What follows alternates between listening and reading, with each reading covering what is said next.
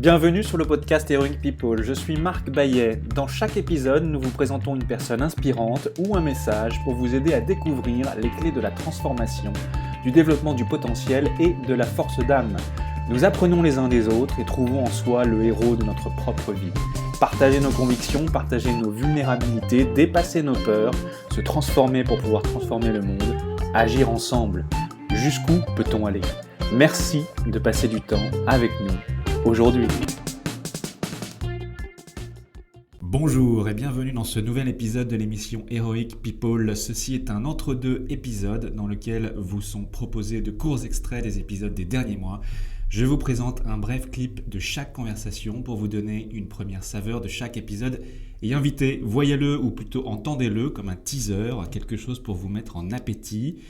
Et si vous appréciez ce que vous entendez, vous pouvez retrouver les liens vers les épisodes complets sous le bouton écouter sur lequel vous venez d'appuyer dans votre application d'écoute de podcast ou bien sur le site heroicpeople.fr où vous pourrez retrouver tous les détails. Belle écoute!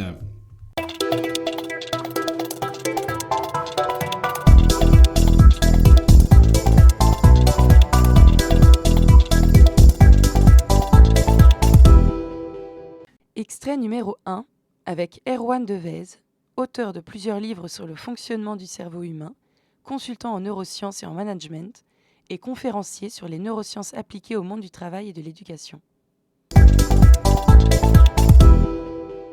J'ai effectivement, durant tout mon parcours, en fait, depuis mes très jeunes années, j'étais confronté au destin qui a pas été tendre.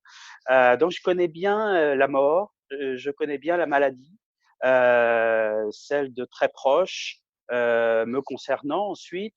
Donc, c'est une trajectoire de vie qui n'a pas forcément été toujours très simple, qui a été âpre, mais qui aujourd'hui est formidablement utile. Quasiment toute ma vie, en fait, en tout cas dès l'âge de 6-7 ans, j'ai dû faire face à ces difficultés et donc j'ai, au début, alors bien malgré moi et bien, en méconnaissance de tout cela, mais j'ai très rapidement, en fait, dû enclencher des processus de résilience. Ces différentes étapes, au début, vous êtes frappé, vous êtes dans un état évidemment de sidération, vous êtes frappé par le destin au travers, alors moi, pour ce qui me concerne, c'était la mort de très proches, c'était la maladie de très proches, c'était ensuite ma propre maladie. Mais passé cette étape de sidération, vous allez rentrer dans un processus, c'est quelque chose qui est très dynamique. D'abord dans une phase d'acceptation. L'acceptation n'est pas la résignation, n'est pas le reniement, mais est prendre acte d'eux. Et puis ensuite, vous allez essayer de trouver du sens à ce qui vous arrive, à mettre les événements en cohérence et puis progressivement, étape par étape, vous plongez dans l'action et puis essayez finalement de se dire, par votre action pratique, vraiment très concrète, comment je peux finalement donner du sens à tout cela? Comment moi, étant encore sur terre, contrairement à d'autres, je peux essayer de donner une utilité à tout cela. Pour faire en sorte, et c'est le propre de la résilience, pour faire en sorte que toute cette souffrance ait une utilité. C'est-à-dire qu'on ne va pas la nier, on ne va pas dire non, non, ça n'a pas existé, on ne va pas être dans des comportements d'évitement. On va au contraire l'accepter, accepter les événements, y compris les plus tragiques, euh, pour essayer ensuite de se construire, donc de donner du sens à cette souffrance et de se construire, d'aller au-delà peut-être que ce que nous aurions fait dans un contexte plus pacifique ou moins âpre. Nous le disions tout à l'heure, je suis maître de mon destin et capitaine de mon âme, nous dit William Ernest Henley. Oui, mais la plupart d'entre nous vivent sa vie par accident et l'accomplissement survient lorsque l'on vit sa vie avec une conscience claire de sa raison d'être et de son but. En quoi comprendre le fonctionnement de son cerveau permet de devenir ou demeurer maître à bord ? C'est la question, c'est la question d'une vie.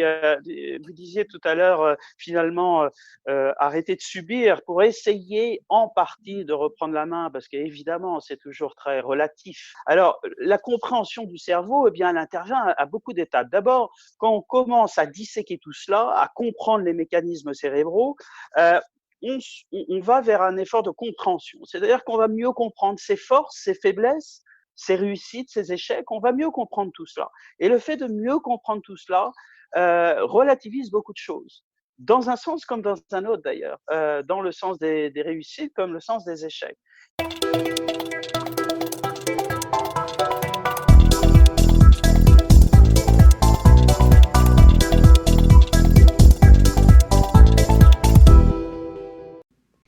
Extrait numéro 2 avec Gabrielle de Lassus Saint-Geniès, artiste pluridisciplinaire et docteur en histoire de l'art. Poétesse, romancière, botaniste, artiste plasticienne, elle a mis l'écriture de la poésie au cœur de tout ce qu'elle crée. Je crois, partagée entre le travail et la contemplation, qui sont deux points assez, je pense, c'est-à-dire qu'on est fait de chair et d'esprit et qu'on a besoin de travailler, mais aussi, on a aussi besoin de contempler.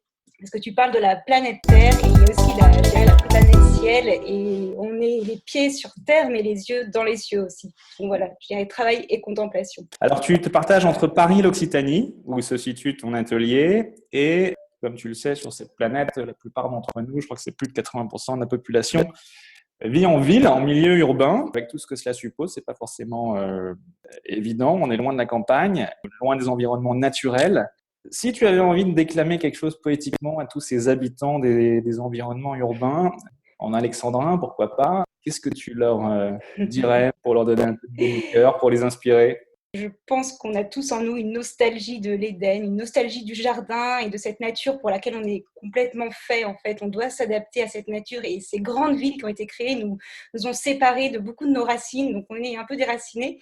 Donc en fait, ce que je vais dire comme poème, je crois que ça va trouver peut-être des résonances, je l'espère du moins, mais c'est le poème de Peggy de l'adieu à la Meuse qui raconte les adieux de Jeanne d'Arc et cette nostalgie quand elle va quitter son pays, sa famille. Et en fait, pour moi, c'est une nostalgie qu'on a tous en nous, c'est-à-dire qu'on est obligé de quitter le paradis pour se plonger dans la ville et surtout dans les combats de la ville, comme Jeanne d'Arc a dû quitter son village pour partir affronter beaucoup de dangers.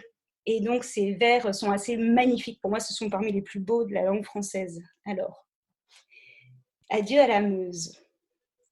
Adieu, Meuse endormeuse et douce à mon enfance, qui demeures au pré où tu coules tout bas. Meuse, adieu, j'ai déjà commencé ma partance en des pays nouveaux où tu ne coules pas. Voici que je m'en vais en des pays nouveaux, je ferai la bataille et passerai des fleuves. Je m'en vais m'essayer à de nouveaux travaux, je m'en vais commencer là-bas des tâches neuves.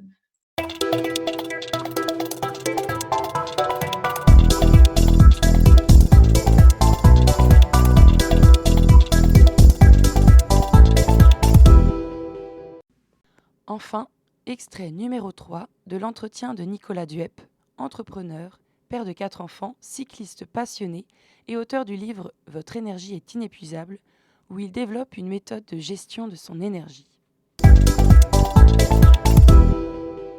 Mon troisième fils, qui, quand il est venu au monde, c'était une joie d'accueillir un troisième enfant, a complètement bouleversé notre vie, dans notre vie de couple, notre vie familiale, parce qu'il ne dormait pas. Il ne dormait pas du tout. Et donc, au bout d'un moment, quand vous avez déjà 2 garçons, un de 4 ans et un de 2 ans, la fatigue qui devient physique, devient mentale, devient émotionnelle.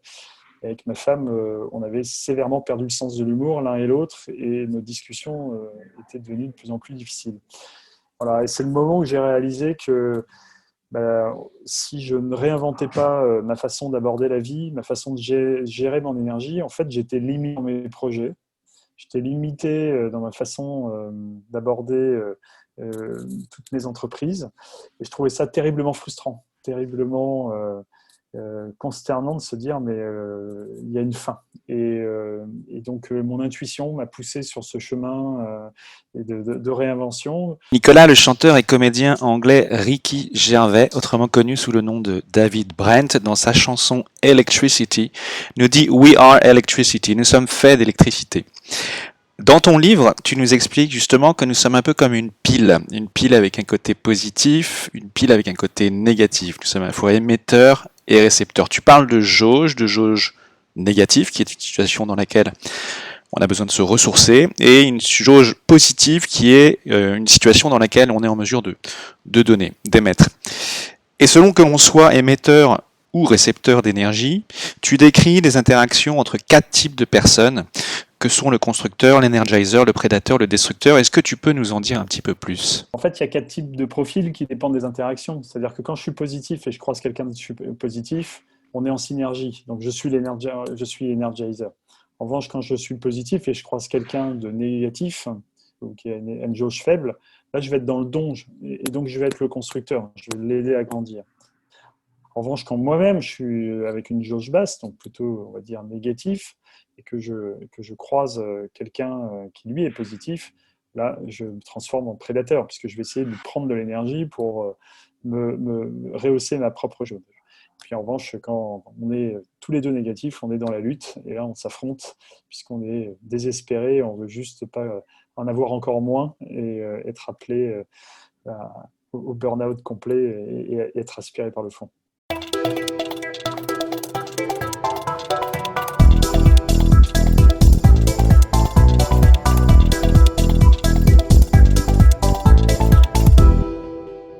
Et maintenant, voici les biographies de mes invités et les thèmes autour desquels nous conversons. Puissent-ils vous inspirer et vous donner envie d'écouter les épisodes complets ? Erwan Devez, bonjour. Bonjour. Vous avez 3 passions, il me semble, dans la vie, l'art, la nature et le cerveau. Le cerveau, autour duquel vous avez développé des activités de consultant en neurosciences et en management.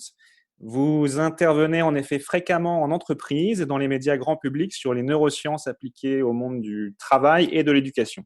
Vous êtes l'auteur de plusieurs livres, dont 24 heures dans votre cerveau, 24 heures dans le cerveau de votre enfant, Neurobooster votre équipe ou encore Le pouvoir rend-il fou. Auparavant, vous avez vécu dans des pays en guerre et été négociateur international pour le Comité international de la Croix-Rouge. Vous avez également participé à plusieurs campagnes électorales en tant que directeur de cabinet. Gabrielle de la Saint-Geniès, bonjour. Tu es historienne de l'art, tu enseignes la culture générale dans une business school et tu es également poétesse, écrivaine, artiste et botaniste. Tes nombreuses créations témoignent de ta prolifération artistique. Un recueil de poésie, Hortus Conclusus, la litanie du jardin, récompensé par l'Académie des Jeux Floraux de Toul. Un roman, L'Anglaise d'Azur, présenteur de la rentrée littéraire 2018. Mais également des cyanotypes et herbiers que tu exposes régulièrement. Nicolas Duhab, bonjour. Tu es entrepreneur, père de 4 enfants, cycliste passionné et engagé dans le monde associatif. Tu viens nous parler d'énergie, un thème qui t'est cher et que tu partages dans ton livre, qui est un manuel pratique. Votre énergie est inépuisable. C'est la fin de votre épisode du podcast Heroic People. Merci de nous avoir écoutés. J'espère que cet épisode vous a inspiré et vous a été utile. Si c'est le cas, partagez-le à 1 ou 2 amis par SMS ou sur vos réseaux sociaux. Vous avez le pouvoir de changer la vie de quelqu'un et c'est maintenant. Vous pouvez retrouver cet épisode et son résumé écrit, mais aussi tous les autres épisodes sur le site du podcast heroicpeople.fr. Pour nous contacter, nous faire des suggestions, proposer des invités, c'est toujours sur le site du podcast que ça se passe, heroicpeople.fr, ou encore les réseaux sociaux LinkedIn, Facebook ou Medium. Enfin, sans vous, nous ne sommes rien, avec vous, nous sommes tout.